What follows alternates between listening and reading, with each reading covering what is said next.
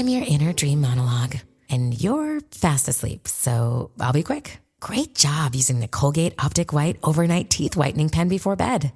When used as directed, it gives you a visibly whiter smile in just 7 days. So while I fly and talk to animals, you're removing teeth stains with ease.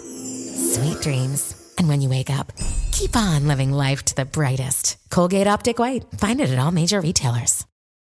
This episode is brought to you by Bumble, who says Valentine's Day is just for couples. Just because you're not in a relationship doesn't mean you can't get out there and live your best love life. That's where Bumble comes in. This February 14th, you can flip the script and give those relationshipers a friendly dose of FOMO. Say no to staying in this Valentine's Day and yes to more. More dates, more first kisses, more gossip for the group chat girlies. Do Valentine's your way. Date now on Bumble.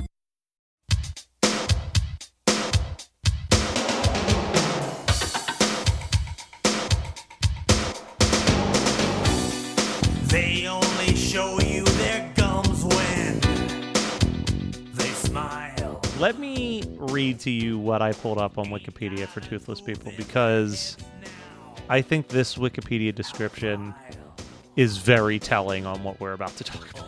Let's do it. The final parody recorded for the album was Toothless People, a play on Mick Jagger's Ruthless People, which was recorded on August 29th, 1986. The song, about elderly people who are missing teeth, was written after Yankovic heard that it was going to be the theme to the 1986 song Ruthless People. Assuming that the song would be a hit, Yankovic requested and received permission from Mick Jagger to record the parody version. Jagger's song, however, was not a hit, but because Jagger had already approved the parody, Al decided to follow through with the song because not doing so would be an insult to the artist. Wow. I mean, that's a tough... I get it. I really do get it. That's a tough position. It's Mick Jagger. Yeah. Has given you permission He already gave to you do an this. okay on a polka. Holy cow. And a parody song. And then you have to be like, Yeah. sorry, Mick Jagger, never mind. You're not as successful as I thought you were going to be. Yeah. Brutal. And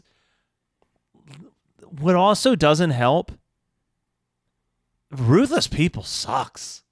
Like the song? Like I gave that the song Ruthless People does nothing for me. It is, I mean, okay, hindsight is 20/20 always, but it does surprise me that Al heard the original of this song and went, yes, that's what I want to do, because I agree, I don't hear it. I don't know how anyone could have heard this song and thought this was going to be like a smash hit. Unless they were just counting on it being successful off the back of a movie, which and that's by every measure should have been a hit. Yeah. There's a lot to unpack with this whole situation that led us to this point. This is what I wrote down. The things that fail the most on this album are the parodies. And I don't blame Al for that. I said, this is the prime example of a thing that he has been concerned about still to this day, which is trying to make something that is timely and culturally significant at the exact same time. Yeah. And I think that that's what happened here. Was he was just like, shit, like I need a song. I think that this was him attempting to do what he eventually was able to pull off with Whatever You Like, which was having a parody song on the Billboard charts at the exact same time that the song was on the charts that was being parodied. Right. So I think he took a real gamble on, like, it's Mick Jagger, it's a film from the guys who did Airplane, like, how could this ever miss? Yeah. And then was like, a man who normally has a very good track record of predicting what is going to be massive just totally fumbled the ball on this one. Yeah. I remember, this is like light years ahead, but in terms of Al's predicting what's going to be big, and we'll talk about it briefly now just because it's years down the line for us, but I remember Al saying that when he was doing Mandatory Fun, he was really trying to figure out, he wanted to get ahead of something and parody something again before it was a huge hit so that the parody could come out at the same time. And his big gamble on that record was Fancy, the Iggy Azalea track, which he heard really early and played it for his daughter, who, if I remember correctly, was like, I don't know this song, but I really like it. And he was like, okay, let's give it a shot. And that worked. He actually nailed it on that one. But yeah, no, this is like, if you want to try to get that timing right, you have to sort of be an oracle and know a forthcoming huge cultural moment ahead of the public. And he real swing and a miss. Yeah. I mean, he called it on, I think a better example of him, and this was obvious from out the gate anyway, but like the saga begins, right? Like he was like, there's going to be a new Star Wars movie. Oh, yeah. This movie is going to be massive. I am going to make sure this parody is coming out as that movie is dropping in theaters. But in order to make sure he Like, hit that mark, he wound up parodying a song that was so much older. Like Yes. he went back in time for the song parody so that it was all about the movie. You know what I mean? Like, which it I wasn't... think he tried to do again with Ode to a Superhero and didn't even bother releasing it as a single, which... Spoiler alert, another miss. Yeah. Are you familiar with Ruthless People, the movie? Do you know this? Is this like a thing in your life? I purchased a used copy of the DVD and have not watched it yet. Okay. Because I always incorrectly assumed that Ruthless People was a Danny DeVito movie in the same vein as like a War of the Roses. Like it was a Danny DeVito dark comedy that he wrote and directed. And it wasn't until recently that I was like, wait, this is the follow-up to Airplane? Like this is like the Zucker brothers and Zucker and Abrahams, like Zucker, last Abrahams, and movie Zucker, yeah. as a trio. That's the thing. I also, it just surprised me. Yeah. So they did Kentucky Fried Movie, Airplane, Top Secret, and then this. And then this is it. And after this, and then they broke split, up. And they wound up doing things separately from each other, which I kind of knew that, but I thought that was because this was a flop. I didn't realize the movie was the super most successful. financially successful. Yeah, I just read that because It's so I was crazy. like, and I know nothing about it. I could not tell you what this movie's about. Yeah, no. I know nothing about it, and it's one of those interesting things that like it was wildly successful. It was by this group of people who made other movies. Like obviously, people still talk about Airplane, and even Top Secret. I know people like have seen. I never hear people talk about this movie, and it's one of those odd things of like it was successful, but somehow fell out of pop culture. It's very strange how that happens. I've talked about it on this show and One Hit Thunder before. It is crazy how popular something can be, and then just a couple years later, it's like it never even existed. Yeah. In like the cultural zeitgeist, like it just completely dissolves from everybody's memories. It's funny, at the time of this recording, it's not out yet, but it will be approaching the release of the sequel to Avatar, which I have talked to people about so many times, like the highest grossing movie ever, and who in the world knows anything about that movie? Yeah. It's the weirdest thing. It's like you don't ever have to have seen Star Wars to be able to name at least 3 characters from Star Wars. But people who, everybody, by every measure, everyone in the world saw Avatar.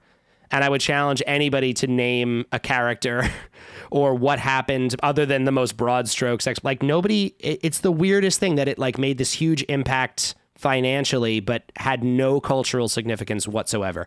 Maybe following people this remember sequel, the worst pieces of it. Yeah, you know, yeah. like the worst elements. It's like, what do you remember from Avatar? I'm like unobtainium. like That's the true. I would've worst remembered that too. named. Yeah. It's like the worst named thing that you could come up with. Yeah. For what's the unattainable thing that they're trying to get? I don't know. Unobtainium? Great, let's roll with that.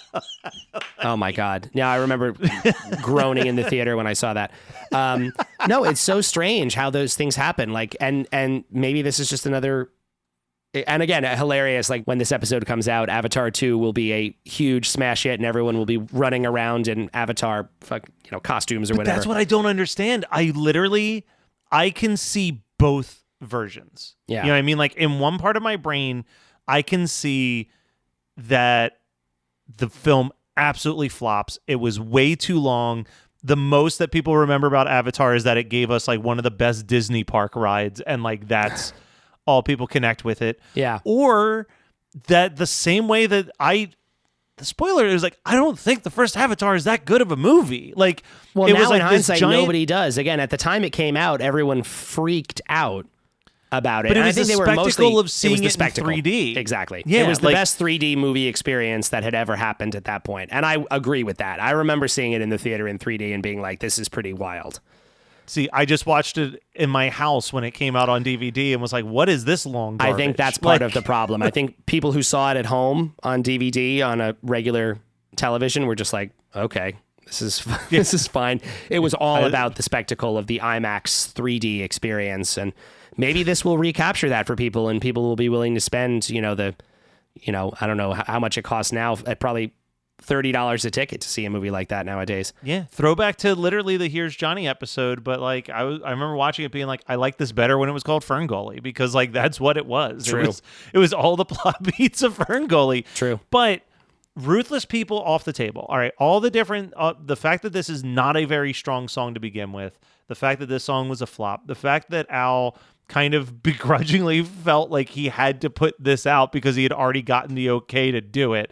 Like, let's take all of that off the table. I also just think the lyrics are not good at this song. Like, nothing about this song works for me. It makes me wonder. So I'm probably giving it more thought than it deserves now, but is there a chance that this is a reference to something that happens in this movie? Is there a toothless person in Ruthless People? I don't know. No clue. I don't know. It's I feel such like... a bad, like, Toothless People. Just changing Ruthless People to Toothless People is the kind of thing that, like, they would make as a joke on The Simpsons about a new Weird Al song. You know what I mean? Like, it just feels like it's such true. a, it's the same thing I said with, like, I Want a New Duck. Like, it's just like, what is this even coming from? Like, it's such a bad pun. He was worried about doing a music video for Addicted to Spuds because he thought that was too one note of a concept, but like Toothless People, we have like a 3.5 long minute just about like, hey, they got no teeth or their breasts stink. Like, that is the whole song. Yeah, it feels long. There's very little to it. Even looking at the lyrics, I have the lyrics on my, like, there's so few words. This is the sign of how long this song feels. I legitimately, because I pulled it up on YouTube to listen to, and there was a point where I was taking the notes and I was like, all right, let me just see how much more time is left in this song. And like flipped back over to the YouTube page. I'm like, oh God, there's another minute of this. Like, it just, it's rough. And I hate when we do these episodes. I don't look forward to doing an episode about a song written by a guy who I love where he did bad. But he did bad on this. Like, yeah. The only thing that makes me feel good is that I know that we're about to hit Even Worse after this. And I genuinely think that Even Worse is remarkable with how strong the parodies and the originals are on that album. Yes. That I'm like, this is okay. He's going to bounce back from this. Like, I'm sitting here listening to Toothless People and I'm getting really upset about it. But I know that the very next time that I have to rank parodies, it's not a battle of like, is this better or worse than Hey John, Here's Johnny? It's going to be like, shit, fat. This song is just 6 words long. I think I'm a clone now. Lasagna. Like, these are all heavy hitter, great songs in his catalog. Like, so it's such a bummer. And if this is your first episode of Weird Algorithm because you were like, man, I love Toothless People, I can't wait to hear. Finally, someone's going to dissect Toothless People. I don't think I actually almost wish that I had watched Ruthless People, although I don't think it would have helped me at all in this episode. No, I don't think it would have clarified a single thing. I don't believe, just doing a quick little bit of research now, I do not believe that there are any toothless people in Ruthless People. I think that it's really just that. And again, it like you said, Matt, it reminds me a little bit of I Want a New Duck, which has that same vibe of like, sounds like a pun that he came up with like on the way to the studio. And was like, we got to just do this fast and get it done. Like, the lyrics they're clunky. It's not even that. Yeah. I mean, I feel like there's even a better version of this same joke that could have come through, but it's also like it's a sparse song. There's not room for a lot of words. No, it was not a great song to parody in the first place. We keep coming back to it. Is Ruthless People by Mick Jagger is just not that good.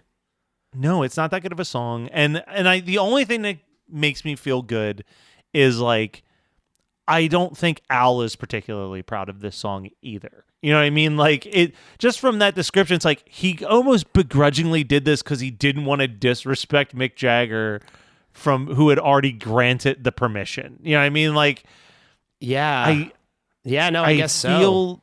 I feel like this isn't, if you asked him what his like, what parodies he is least proud of were throughout his career, I wouldn't be shocked if Toothless People appeared on it. I'll say another thing. According to Setlist FM, at the very least, Toothless People never played live. Never played live. Never so played live. Even and during in the world of his parodies, that's kind of unusual. Yeah, like even when he was opening for the Monkees in 1986, when people were having Ruthless People fever, he still was like, "Nah, I'm good. Not doing this one." It's so funny because I think about the world where this show continues to grow. It becomes this massive show, and somehow we land a chance to talk to Al himself. And I hate to say this, I really do think that I am less interested in knowing about the writing of Yoda and Dare to Be Stupid, and would be way more interested in knowing like what was going on with Girls Just Want to Have Lunch. What was going on with Toothless People? Like, tell us the stories of these parodies that didn't work. Yeah, like, absolutely. I have heard him do interviews before where he has, admitted, people have asked him like, do you look back at any of your parodies and cringe or wish that you had done things differently? And he was like, of course. He's like, of course now. He's like, and, again, talking about, we've said it before on the show, it's just the nature of comedy is that some things age really poorly. Well, and this is different in the sense of this isn't like when you're watching, you're like, ooh, you couldn't say that today. Like, it's not like it's offensive. It's just not good. I don't think that this was good in 86. Like maybe not. It's possible. I'm even giving it more credit, but it's like I'm going back to like the recurring joke we talk about how like, in the 80s, it was like just the word sushi made everybody laugh. Yeah, that was the punchline. And I don't know, maybe somebody in 86 heard this and was like, this is great. It's about old people without teeth. I don't know. I'm sort of probably meeting more than halfway there. But no, I think you're right. I think that, just the nature of the deals, one thing we talk about a little bit on this show, but not a ton, is all of there must be a lot of politics in what Al does. And I mean that in the business sense of like trying to make the right people happy, trying to not offend anybody. While making comedy, trying not to offend the original artist. Like he has managed to hit this balance throughout his career of, generally speaking, being a beloved figure in the music industry. And that comes from playing a really delicate game with other people's art. And I think in plenty of occasions, and then on top of that, his own label telling him like, oh, you got to do this, you got to do this, you got to do a song from someone else on our label because we need to like get, cross promotion going and all this kind of thing. He must get pulled a lot of different directions while also still trying to be true to himself and do things that he really cares about. And when you look at it through that lens, like it's inevitable that, of course, he was going to get pushed into a couple Girls Just Want to Have Lunch scenarios or something like this, which again, he did essentially as a favor to Mick Jagger, which is bizarre to say, but it's true. Like that was like, and in hindsight, I don't know if Mick Jagger was like, heard this and was like, oh, thank God, Al saved my song. Like he probably could have just skipped it. I don't think Mick Jagger would have been like, can you believe this guy asked me for my permission? It must not have made him too mad because Jagger had to give him approval to do multiple Rolling Stones songs for the next polka. It wouldn't surprise me at all if Al reached out to Mick Jagger about this and was like, hey, I'm really sorry. That turned out to not work like I hoped, but I'd like to do something in the future. And then we get to the Hot Rocks polka shortly down the line. Hi, I'm your inner dream monologue. And you're fast asleep, so I'll be quick. Great job using the Colgate Optic White Overnight Teeth Whitening Pen before bed. When used as directed, it gives you a visibly whiter smile in just 7 days. So while I fly and talk to animals, you're removing teeth stains with ease. Sweet dreams. And when you wake up, keep on living life to the brightest. Colgate Optic White. Find it at all major retailers. This episode is brought to you by Bumble, who says Valentine's Day is just for couples. Just because you're not in a relationship doesn't mean you can't get out there and live your best love life. That's where Bumble comes in. This February 14th, you can flip the script and give those relationshipers a friendly dose of FOMO. Say no to staying in this Valentine's Day and yes to more. More dates, more first kisses, more gossip for the group chat girlies. Do Valentine's your way. Date now on Bumble. Hi, friends. The world got you down. Don't be sad. Listen to $2 Late Fee with Zach and Dustin. $2 Late Fee is the podcast that celebrates the best decade of entertainment, the 1980s. We pick a movie and soundtrack from our youth that we loved and see if it holds up today. We also interview your favorite celebrities from that era. All in the spirit of positivity and togetherness. Check us out at $2latefee.com. All right. Well, I think it's time to do the rankings, and if it hasn't been obvious through some hints in the last episode and this whole conversation, I am actually putting Toothless People at the very bottom of my list. I think that this is truly Al at his absolute worst. Just when you thought, I really kind of thought Brady Bunch was going to stick at the bottom for you for a really long time. And I guess it was there for a while. Yes, it's the third song in 3D, That's so it true. made it through all of Dare to Be Stupid. It's been a few months. And side A of Polka Party. Yeah. I hate it when we agree, Matt, but I think I have to agree with you on this.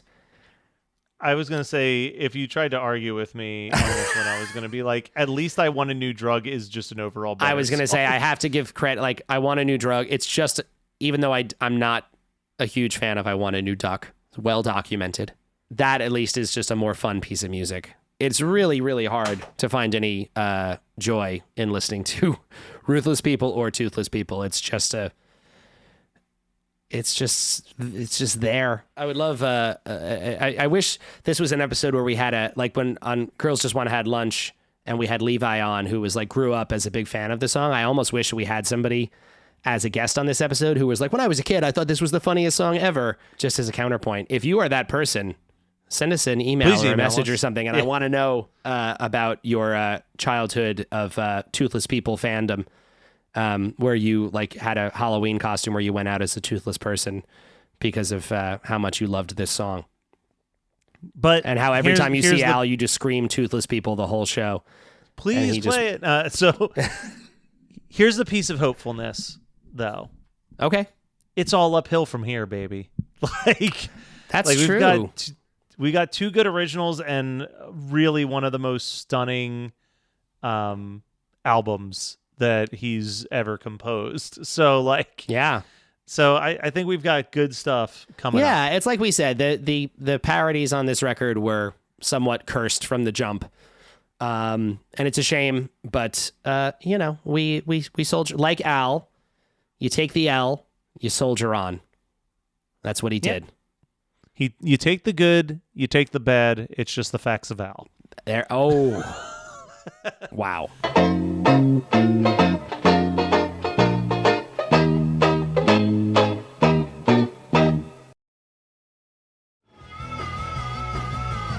You're listening to the Geekscape Network.